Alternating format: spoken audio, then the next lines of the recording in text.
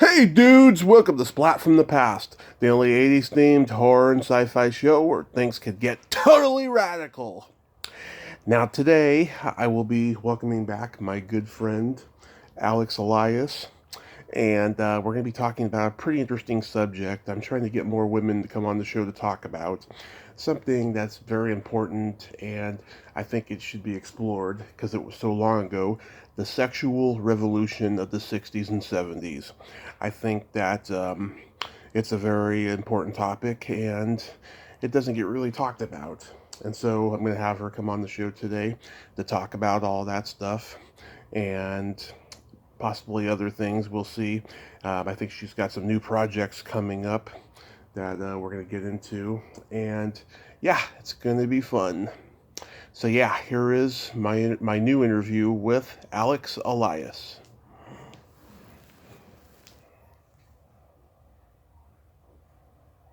Hey Alix, welcome back. Hi, I'm okay. How are you doing?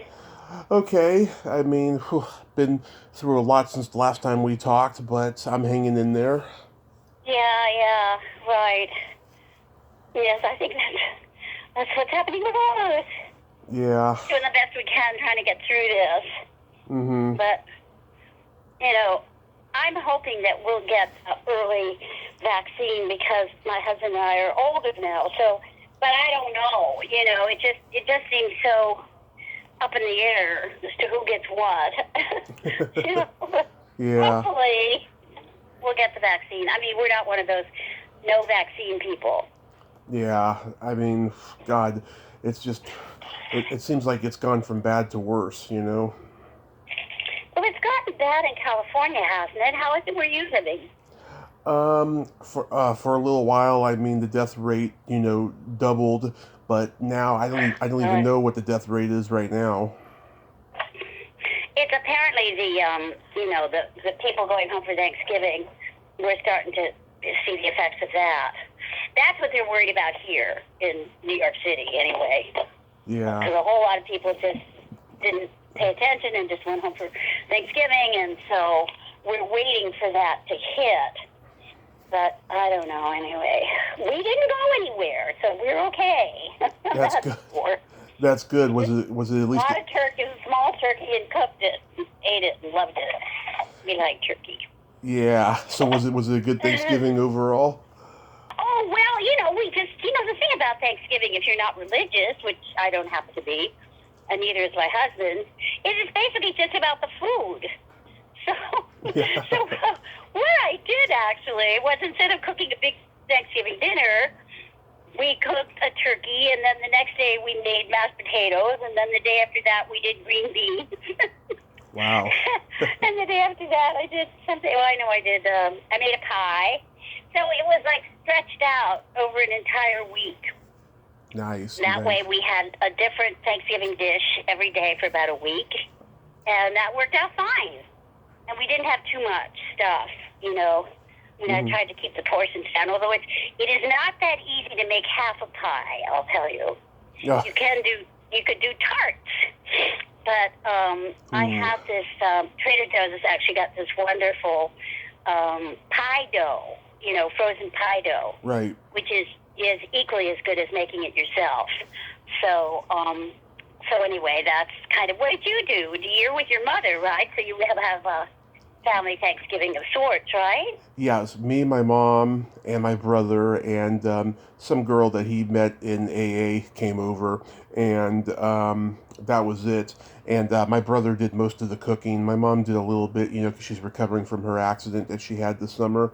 And Oh, she had an accident, a car accident. yes, I think I may have briefly told you the last time we talked.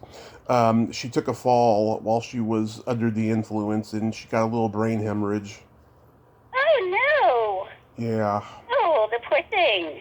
Yeah, she's getting better in terms of health, physical health, but mentally she's having some trouble. But A little wobbly. yeah, she's still Yeah. wobbly. We're still working on getting her back to the way she needs to be, and it's been a little tough too because my stepfather died on Halloween. We found out like a week later. Ugh, Ay, ay, ay. it was Ah, bad drama. drama. Yeah. But let's get into Okay. the sexual Well, revolution. you wanted to know about the '60s, and the Yeah. thing is, it didn't seem like that big a deal because we didn't know any better, really. The thing is that I was sort of, I guess, right on the cusp, so that where I went to high school, nobody was sleeping with anybody. I mean, certainly not overtly. Yeah. And it was when I got to New York, the big change. I was thinking about it. The big change came with birth control. All of a sudden, birth control was available to women. Right. And I guess girls that were older than me didn't have those choices or whatever, but the girls my age and younger did. And that made just a huge difference. I mean, it's kind of like what the whole abortion thing about women being in charge of their bodies and whatnot. It definitely changed our behavior. But I think with boys, the thing is that what we were doing was we were looking for boyfriends. You know? I mean, It was like dating. It wasn't like, as I understand it, I mean, what do I know? Like today, kids will so-called hook up just for sex. That wasn't really what we were up to. We were like dating. We were trying to find a boyfriend. Now, maybe the guys weren't trying to find a girlfriend, but that's what... Now, and see, the other thing was I went to acting school. So when I went to acting school in the big city, which of course was a huge difference, having grown up in Washington, D.C., our acting school had a large percentage of very beautiful girls. And some of those girls had, I don't know what to call it, sort of like sugar daddies. They were being sponsored or they were being mentored. In some cases, they were actually in relationships with older men, who were paying all the bills. And sometimes because I was 18, Yeah. And some of the girls were even younger. I think one of my girlfriends was 17, but she turned 18 as we were going to school. And a lot of the guys, not all, a percentage of the guys were veterans. It turned out they could go to acting school on the GI Bill. So we had an odd mixture of people. I was kind of scraping by, talked my father into paying the money for the school, the fees, but he didn't always come through. I don't know why I wasn't kicked out. But I wasn't. And we spent 8 hours a day. This is acting school. We went in the morning, like at 8 or 9 o'clock. Yeah. And then when we got off, we would have to rehearse our scenes with our scene partners. And usually that was in one of the scene partners' apartments because we didn't have much choice about the matter. Nobody had any money. Well, I can't say that. There were one or two, like, rich kids in it, including a guy who was turned out to be just a famous equestrian. He'd been an Olympic winner, and then he decided that he would go to acting school for some reason, which was not a good choice, but he was a very sweet guy. Yeah. Unfortunately, we just found out that he's been kicked off the equestrian board of whatever it's called because of hanky-panky with his teenage boy students. Oh. So that was a big scandal. But in those days, half the time, I know this sounds naive, but we didn't even know what we were. Were we gay? Were we straight? Yeah. In George's case, I'm sure he would never have described himself as gay. But later on in his career, and one of the things with, I don't want to get off the track here, but one of the things apparently with equestrian is you have to start training really quite young, like late childhood or early teens. And it's best if you can live with the trainer, and so that's where I guess a lot of George's problems came from. It was interesting group of people. But the girls, especially the beautiful girls, even if they weren't being, you wouldn't. It wasn't exactly like they were, what do you call it, hookers. Yeah, my husband. It was more of a kind of a casual arrangement, and also, they didn't even always have sex with these guys. They would, and they were boring because, we were like 19 and these guys were like 40 or something. To us, this was like an old fart. So that when they would go out on these dates, a number of times I was taken by the beautiful girl, and she'd bring a couple of girlfriends, just so she didn't have to spend an entire night being bored by these guys. And they took us to 21 in Morocco, and we didn't have a bean. I had no money, and a lot of the kids in school didn't have any money. So it was a big treat to get taken out to like a fancy restaurant. You get dinner, and you didn't really have to do anything. There you were with your girlfriends. And the guys, I guess what they got out of it was a certain, they would be surrounded by these young women. So I guess it was an ego thing for them. And, and some of them were very nice. I remember one of them asked to see me again, and I very reluctantly agreed. And he said, Alex, there's nothing intrinsically wrong with you. If you lost 20 pounds and got your teeth straightened, you could be one of these beautiful girls. But I just wasn't the type. I just wasn't the type. Right. Either I'm too smart or I'm just not pretty. It just doesn't fit.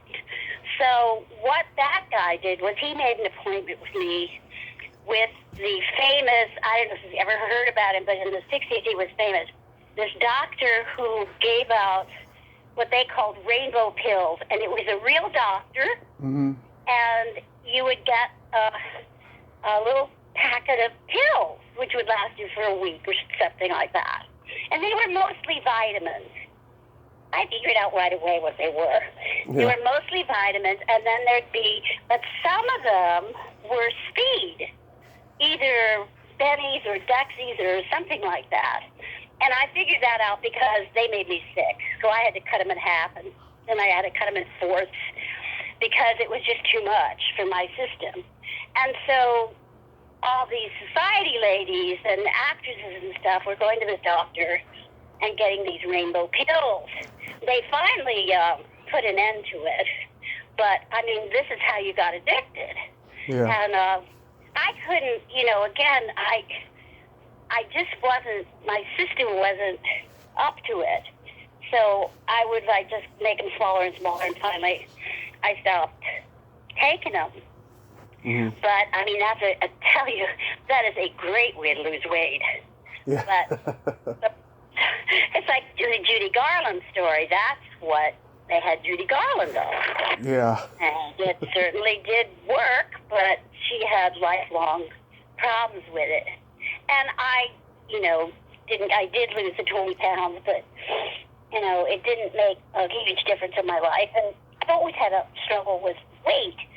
But, I've never been really fat. But I've rarely been, kind of the fashionable slim. So that's one thing I wanted to tell you about the 60s. But also that it didn't seem all that unusual because it was happening to us.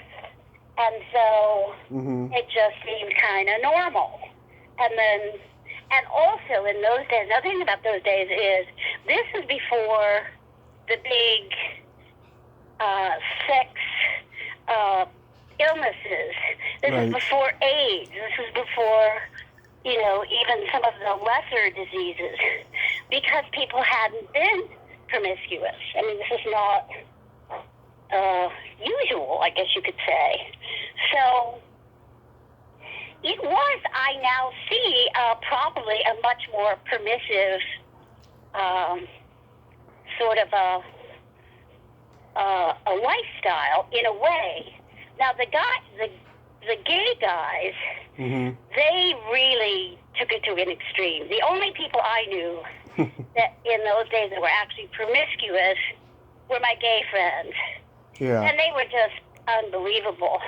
I mean, one of my gay friends used to come and visit me, and he was on the other side of Washington Square Park, so he'd walk uptown to my apartment, and on the way, and this would be like he would just be coming to have coffee, or we were going to go to the movies or something, he would stop off at NYU, which is, NYU is all around Washington Square Park, and go to the men's toilets and pick up guys. So by the time he got to my house, it took like 45 minutes, you know, he'd already have had sex. So he was one of the guys, and of course he got AIDS and died. It was really a miserable kind of a way to go. And but the gay guys were like that, and they had sex clubs, and they had, you know, dozens and hundreds of different partners, and it was quite different from the way the heterosexual young people were behaving that I knew. You know, I mean, of course, my experiences are just my experiences. They're not universal by any means. And then there was the whole political thing. Now, the only political thing that I was really interested in was abortion reform. And I did go to a couple of the of big meetings, and if they ever try to get rid of, I mean, I know they're going to try to get rid of abortion again, and that definitely, I think, will mobilize women on a large scale. But it did in those days, but the rest of the anti-war stuff and the yippies, I was not a yippie or a yuppie. And I just didn't really, I did do political theater, I think. One time we did some kind of political theater in Washington Square Park again. There was a lot of that going on, but I wasn't really involved with it, so I don't know how people were behaving in that sort of setting.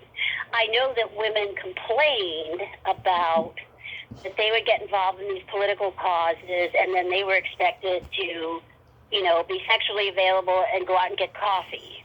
And they felt that they weren't really being taken seriously.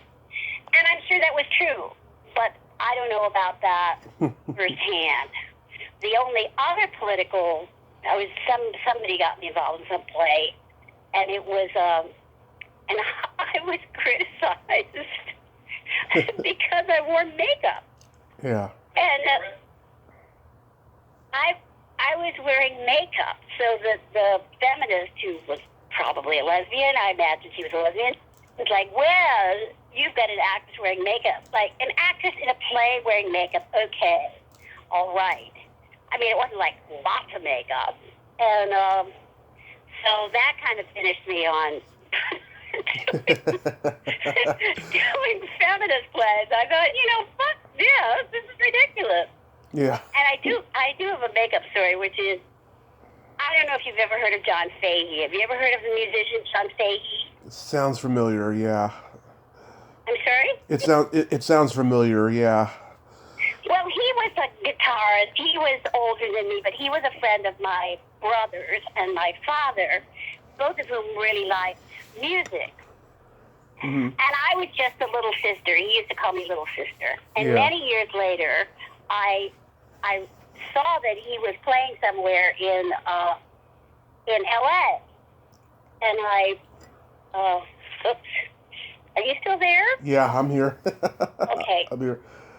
Somebody's trying to call me, so it's causing problems. I'll just ignore it, and it'll go away.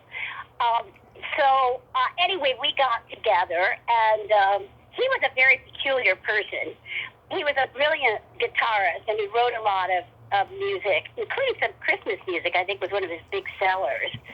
But, and I'd been around in the early days. I think I gave him $40 to cut his first record or something like that. So I met him, and, you know, I'm not a big drinker either, but I think to have a drink or something like that. And he was so peculiar, I was kind of a little apprehensive.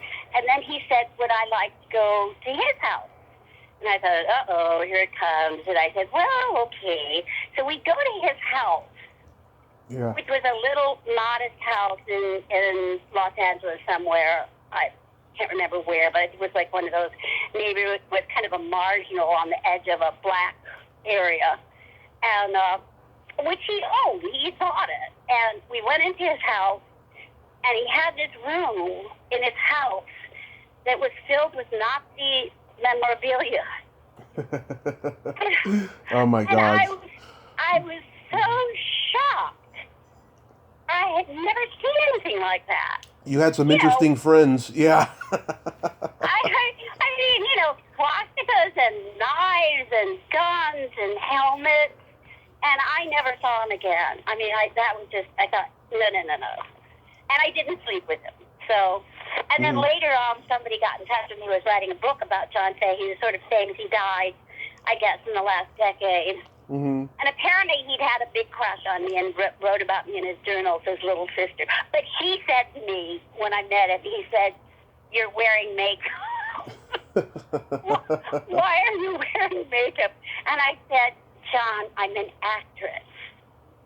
So anyway, those are my two makeup stories. And I continue to wear makeup to this day. I found a beautiful picture of you from like the theater in the 60s on Yahoo. I would love to put it Really? Yes, I would love to put it on the thumbnail of this video. It was gorgeous. Oh my God. What was the play? I'd have to look that up, but I saw the picture and I was just like, oh my God, you looked gorgeous in the picture. Well, thank you. Yes. So when you would see your friend after he had been in the toilets, was he glowing and going wink wink nudge nudge? No, not at all. I mean, it was just part of his life. I mean, I was kind of the girlfriend. I mean, I had a very long relationship with him. Happy was his name, and we were friends. He had started dating a guy that I knew, Ned Stewart, who was actually a writer, quite a well-known writer. Mm-hmm. He's gone to Harvard and all this. And then Happy and I became friends. And in the way that happens sometimes with gay guys and girls, they have a girlfriend who they take to stuff. If he was invited to something where I had to bring a date, he would bring me, and we would have lunch several times a week. He was really a great guy, but unfortunately, that was just his lifestyle. Now, he was the most promiscuous of that entire group of guys that I knew. And they were very accomplished. I mean, many of them worked for Channel 13, that's the PBS station in New York City. And Oh yeah. At that time, that was a big deal, Mm-hmm. And they were writers and designers and a really great bunch of guys, and they all died. They all died, every single one of them. And they just one after the other. It was just awful. Yeah. The only gay friend, I have one gay friend left who's in L.A., and he was in L.A. during the whole thing, and he was hugely fat. Yeah. He was a big guy, but he weighed 400 pounds at his top. And I guess that just prevented him from being as promiscuous as some of them were. But the original guy that they tracked down who had been a steward on an airplane, like not a stewardess, but a steward. And he spread it all over the country. He had slept with hundreds and hundreds of guys. And apparently that was one of the big super spreaders. But thank God they finally got, some kind of a treatment. But they still don't have a cure. But they do have a treatment. You have to take the medicine the rest of your life. So anyway, no, it wasn't like he would come in and go, oh, I got laid or something. Although I remember one time I was in a play on 42nd Street in what they called Theater Row, which is a bunch of small theaters, not Broadway, but small theaters on a couple of blocks of Western 42nd Street. And because I was in this play, we were offered a very cheap membership to the gym it was a big housing development, and it had a lot of actors in it. And you could put your name on a list, and eventually you get, offered a lease in this building. And they had a wonderful, gym. So I swimming pool, a huge swimming pool with and they would open the top and you could see the sky and the clouds and everything. So anyway, I took Happy to the to the gym with me. And I'm waiting when I'm getting dressed and I'm waiting to get out and waiting, and finally he comes out. Well, he'd been doing some guy in the men's bathroom, but it turned out that the guy that he was doing was the husband of someone I knew.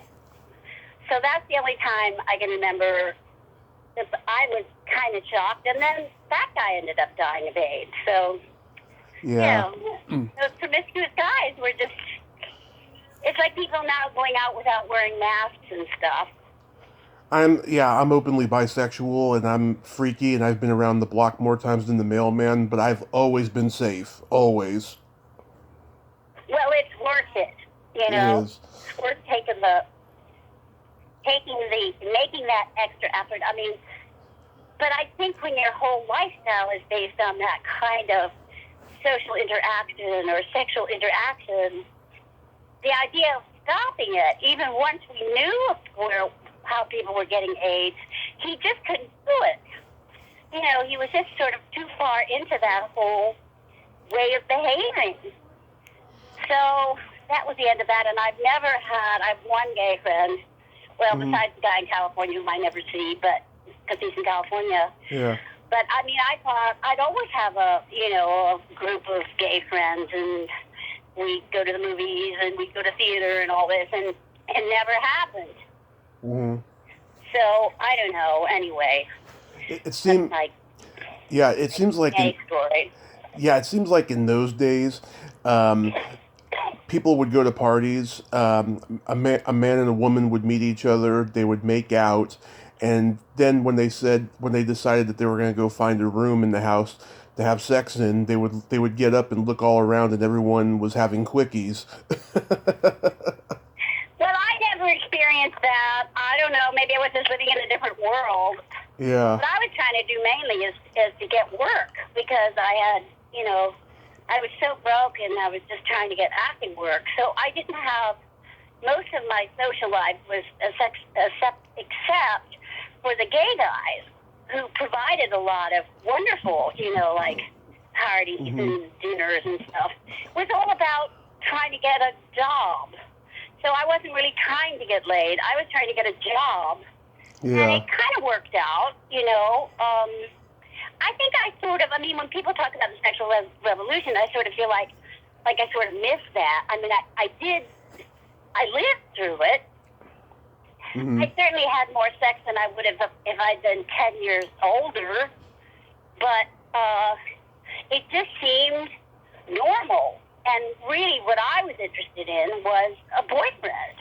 Yeah. So sometimes having sex is a way to quickly get to know somebody, or quickly get to know if you want to pursue this any further.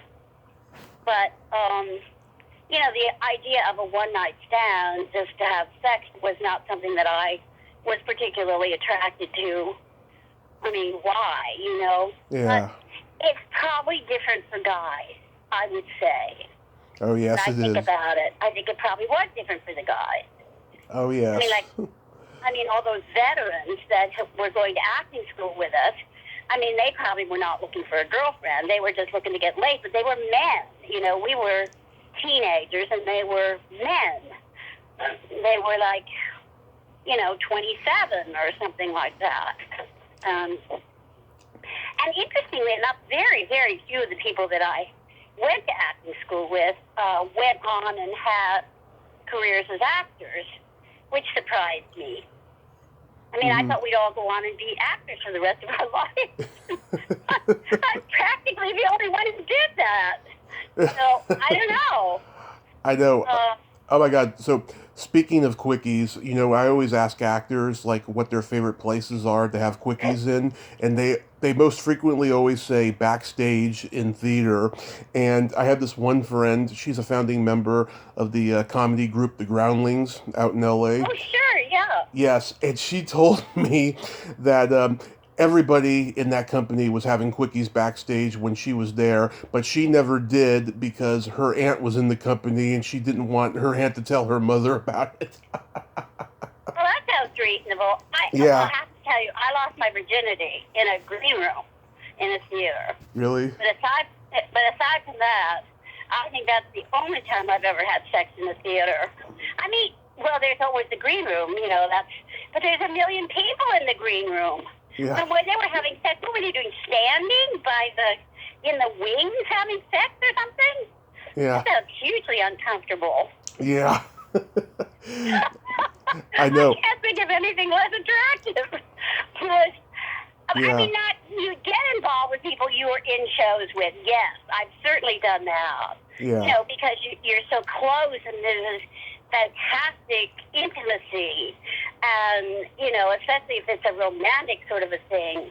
And I had a couple of affairs with people that I was in shows with. But the trouble with that is that you have to see them every day and go and do the damn show.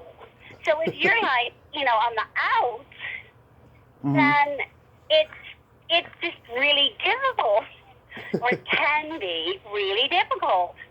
So I sort of, very early on, I figured it wasn't worth it, that I would wait till the show was over, and if they were still interested in me on any level, then that was fine with me. But, and that happened a couple of times, but it didn't really, well, I can't say that. I had a really long relationship with a guy who was actually the stage manager of a doomed play that I was in. I think we opened and closed in one night. And we had a very long, relationship, and I really liked him. But, it was, I don't know, it's just better, I can't say for it's just me. I mean, I think it's better not to have, if possible, to try to have a relationship with somebody that you're not working with, or that is maybe not even in show business. But it's hard to meet people like that. Right. Oh, by the way, that theater picture, that was from 2 weeks somewhere else. Oh my God, that's Sally Ordway. I did that play was on a double bill with one of the very first John Guare plays. Yeah. There was a one act with John Guare. It was something about the lions in the library. I can't remember the name of it, and somebody just interviewed me about John Guare and mentioned that play, so I should remember the name of it, but my memory's not the best these days. But Virginia Blue and Bob Swink were in this double bill with myself, and I forget who the guy was in my play. 2 weeks somewhere else. My God, I was just a baby. Yeah, I was probably 20. Yeah, you got like girl group hair and everything. You look so gorgeous in this picture. Oh, aren't you sweet? Oh, God. It's funny that there's still pictures out there from these obscure, Yeah. obscure plays. What nationality are you? I'm half Russian and half Danish. My father was born in Russia. My mother's family, my Danish grandmother and grandfather, I think, were both born in Denmark. So I'm actually close to first generation immigrants, if you count my father. My father left Russia when he was a baby. They got out during the revolution.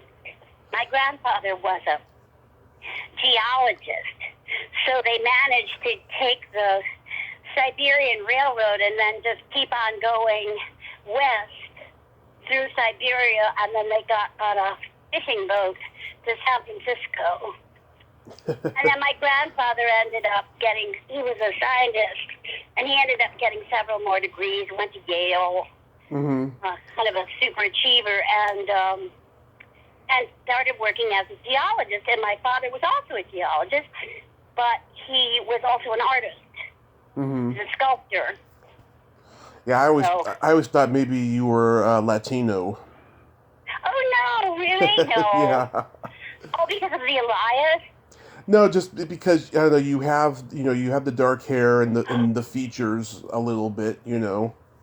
I look very much like my father. So those must be sort of Russian, Yeah. Slavic, sort of. Oh yeah, because I sort of look like my father without the mustache and wearing lipstick. yeah, I'm Croatian, and my father's blonde, blue-eyed. I'm brown hair, brown eyes, from my mom's side, and I have a nose that's like half Italian looking, half Croatian. So it's You're Croatian and what was the other thing? Italian? Italian, Irish, English, and Scotch Oh, a mixture. Yeah. mixture. Yeah. Oh my God, I got a story for you. Speaking of Latina, when I was 21 years old, my mother and we moved into this apartment complex that we were at for 9 years, and there was this Latina woman. She was the same age as my mom, 50, and her son was probably a year younger than me, 20. And one day at the mailbox, she invited me to come into the apartment and smoke some pot with her, you know, and Oh, we and, goodness. and we did, and she wanted to pull a Mrs. Robinson on me, Oh and my. I was just not, feeling it. I wasn't confident, and stuff. But then ironically, I had the same situation with her son a week later. Saw him at the mailbox, came in, smoked pot, and I did sleep with him that day, but not his mother. A Randy bunch.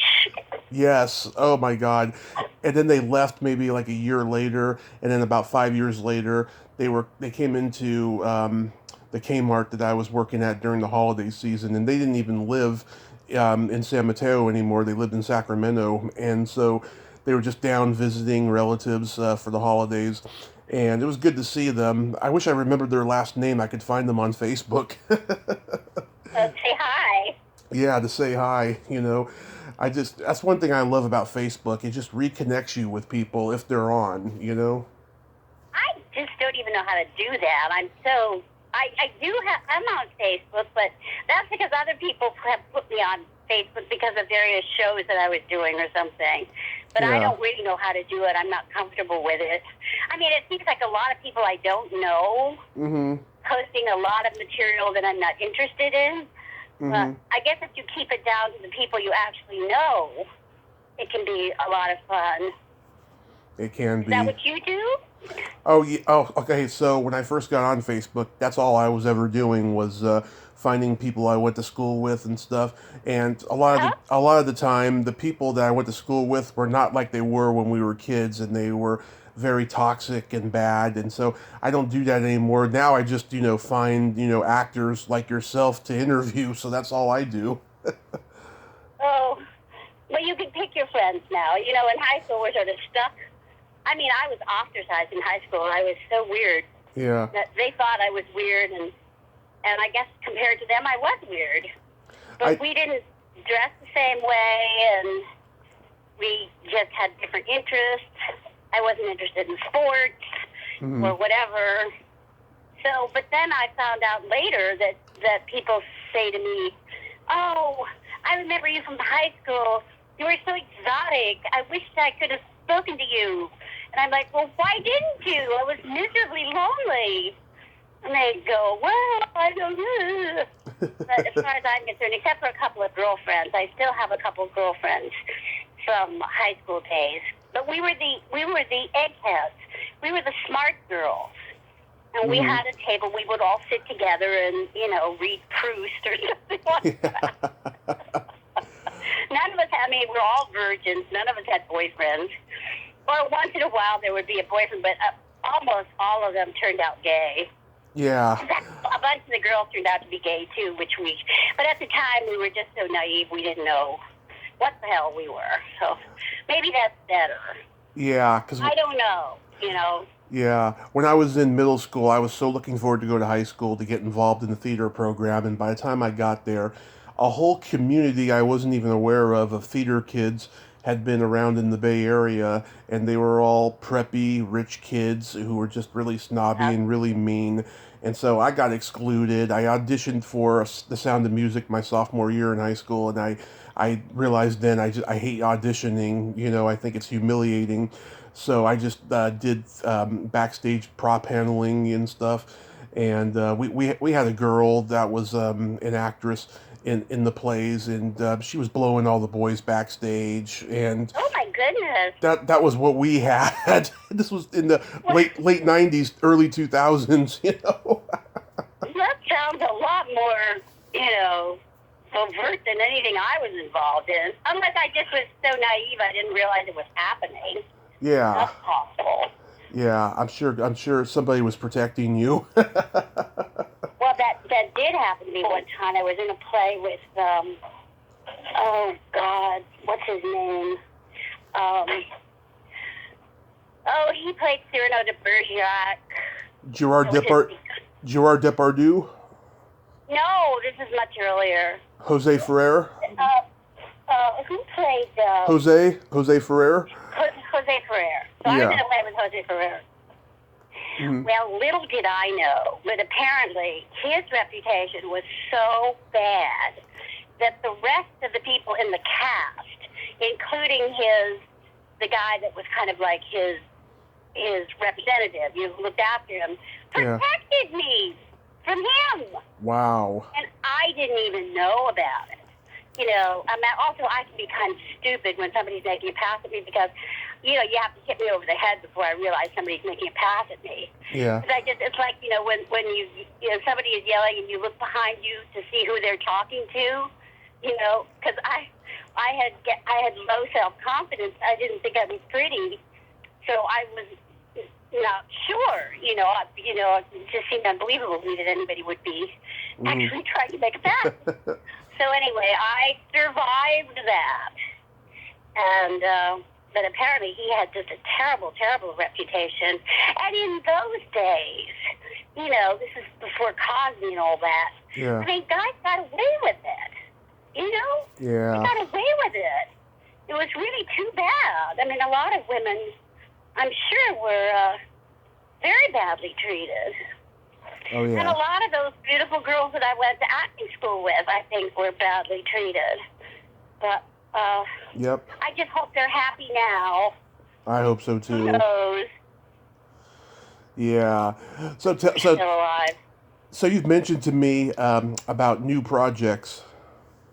Oh, I'm shooting a TV show. I'm shooting and I'm playing an old Italian lady on her stoop smoking cigarettes, yelling at people. And it's called Girl Psi Diva. Does that mean anything to you? Girl Psi. It didn't to me. I'm so out of the loop.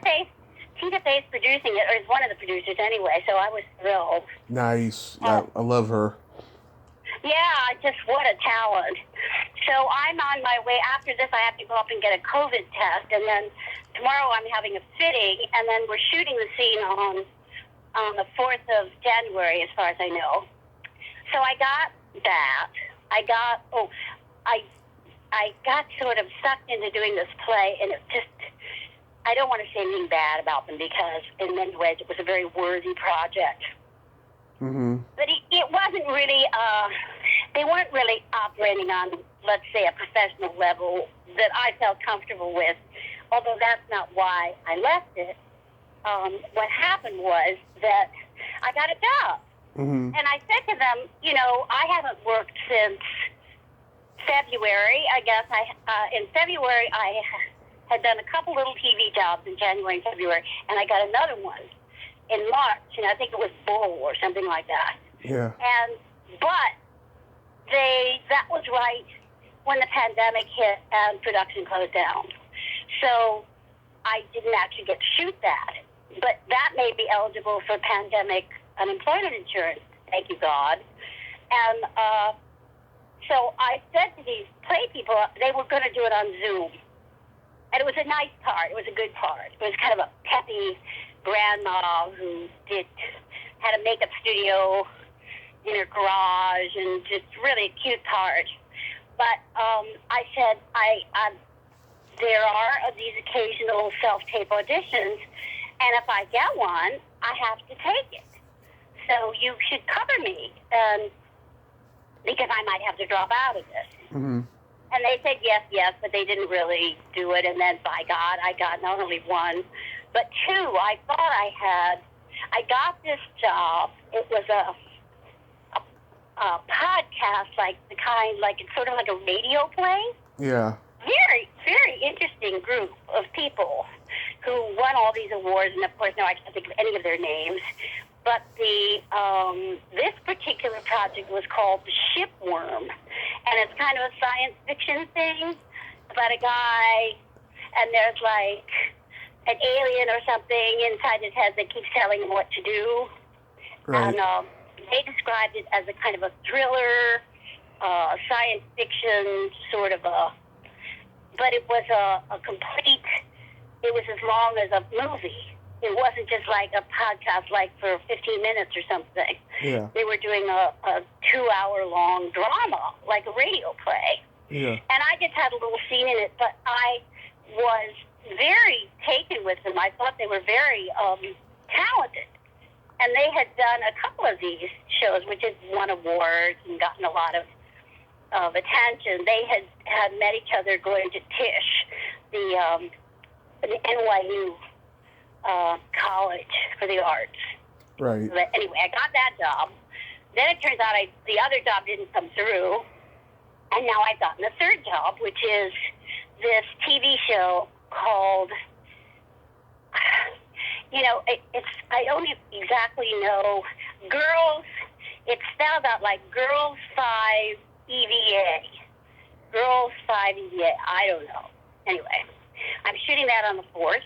Mm-hmm. And I'm continuing to do auditions. It's like the whole audition process has changed so that instead of us going to a casting director's office and doing an audition, when they tape, now we have to tape the auditions and send it to them. So that's, it's a lot more trouble and work for the actor because a lot of times what we have to do is pay somebody to come in and do it. I mean, they claim that if you're technically sophisticated, that you can, and you've got a good enough phone, you can do it on your phone. But the truth of the matter is that if you get somebody in to do it for you, it's like 1,000% better than what you try to do yourself. But I was forced to buy a ring light. You know what that is? No. Well, it's a piece of equipment that you put on a tripod, and it looks like a ring, and it's a flattering light. Usually there's 2 or 3 different colors. I mean, like slightly yellow and slightly pink. That makes a big difference. And then the other thing that I was forced to buy was a background. And these fold up, which is a real hassle. And then you open them up and they bounce open. And you hang it from whatever you've got. I mean, we got a tripod. But, I'm in a New York apartment, okay? Mm-hmm. So it's very difficult. It's not impossible, but it's very difficult to get all this stuff set up. And then you do the audition, and then there's a whole process about how you get it to the casting directors. But anyway, that's what we've been doing, and that appears to be the wave of the future because it's a lot cheaper. Yeah. I mean, the casting directors don't have to have a studio. They don't have to, they can operate just out of a broom closet. So I imagine that when things get back to normal, that will continue to happen. So anyway, these are just long-winded here. This is how the business appears to be kind of waking up. And then I noticed today there was a thing on the telephone news about Tom Cruise yelling at crew members wherever they're shooting in England, I think, because they weren't social distancing. But like this new job that I've got. So today I'm going to go in, they're going to test me for the virus. And then I guess I'll have to get tested again right before we shoot. And then SAG has set up some boundaries, like, you're supposed to be 6 feet away from everybody. Everybody wears masks. They've cut down the number of the crew members. But once you're shooting, I would imagine it's pretty easy for people to sort of forget. Yeah. And anyway, he yelled at a couple of these crew members, I don't know, maybe even fired them. But it's a warning because they're telling us that the worst has yet to come. They're telling us that, the rest of the winter, there's going to be more deaths, there's going to be more infections, and that the whole thing, especially if people go home for Christmas, Right. that the whole thing is going to get worse. So we're just trying to stay home, and then if I get these jobs, I'm just personally trying to be as responsible as possible and wear masks or even wear 2 masks, except when you're actually shooting. Absolutely. So that's my story.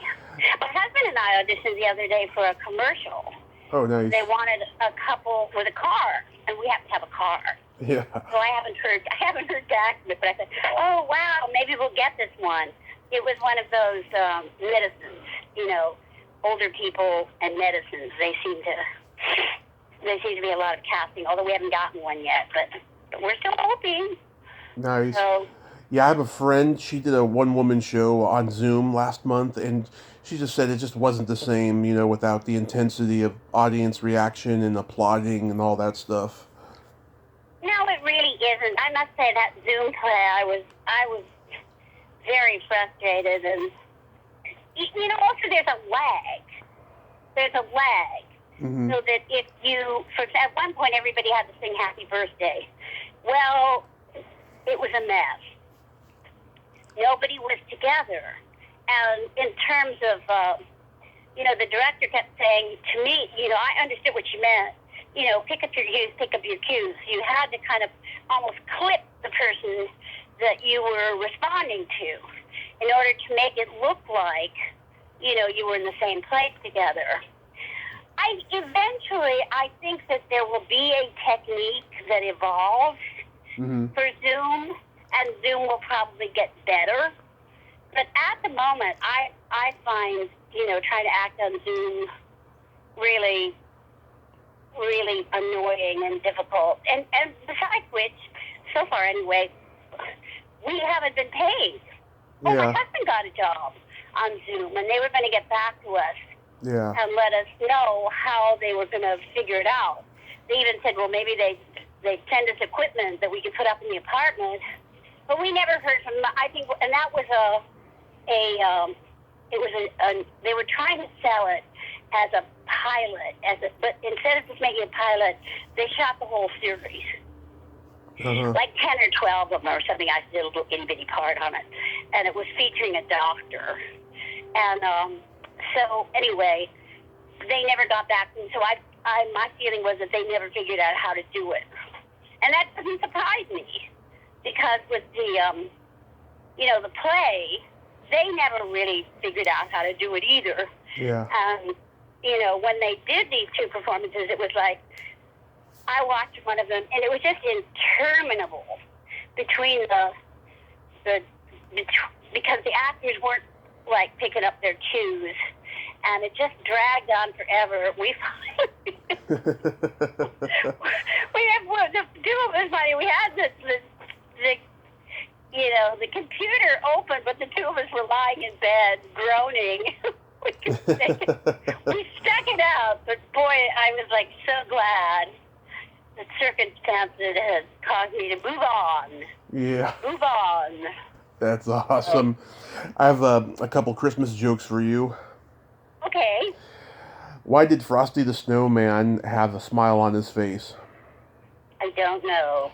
He saw the snowblower across the street. I don't get it. Snowblower, you don't get it? Oh, he was going to get a blowjob? Yeah, from the snowblower. Oh. Why did Santa Claus frown upon getting a sweater for Christmas? I don't know. He wanted either a moaner or a screamer. Sweater. A moaner or a sweater? No, a moaner or a screamer. Sweater. Oh, okay. Right. We've been taking this comedy class. But I can't think of anything particularly funny. We're supposed to have assignments every week. Have we had anything particularly amusing that we've written? Dr. Fauci. Right. Here's my Richard sing to Dr. Fauci. Dr. Fauci, don't be grouchy. Now you're number one. Dr. Fauci is no slouchy. Oh yeah, I know that song. There's more. I can't remember. We're supposed to make with a Christmas tune, and mine was "Here Comes Biden, Here Comes Biden, right down Independence Avenue. In the morning, he'll be sworn in."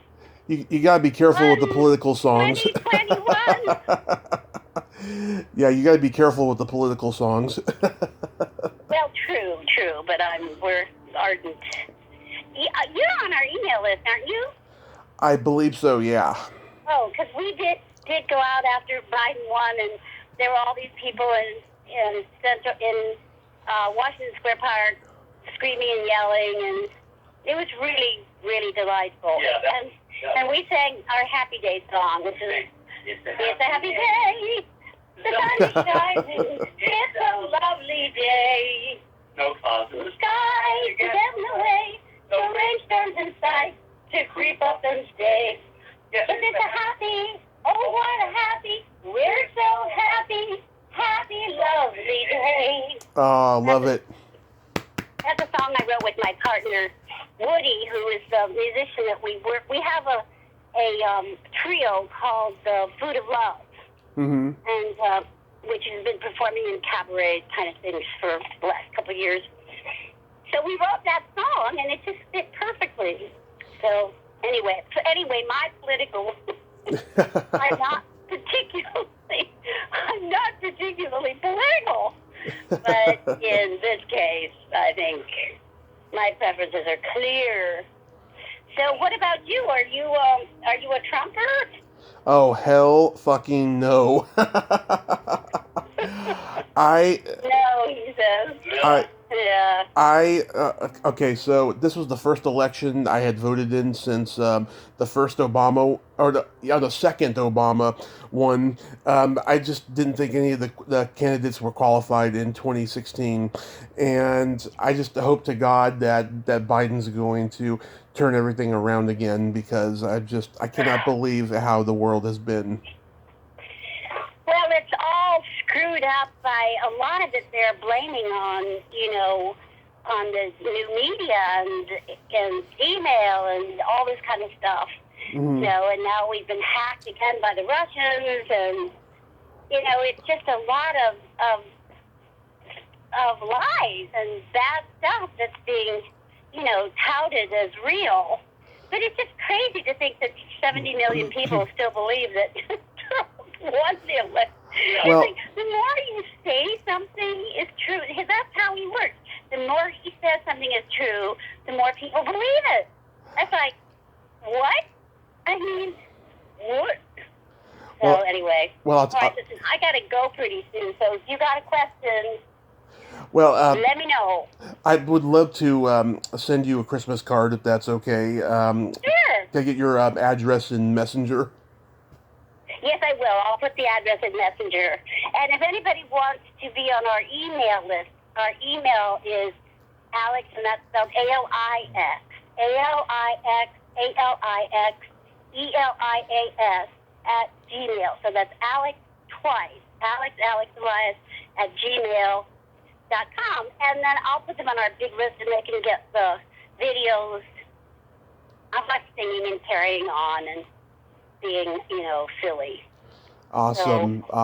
Okay. Well, Alix, have a great COVID test, and Merry Christmas, Happy New Year, and stay safe. And You too. I just adore you. Thank you. Oh, you're so sweet. Mwah. And be safe. Okay. Okay. Bye. Bye-bye.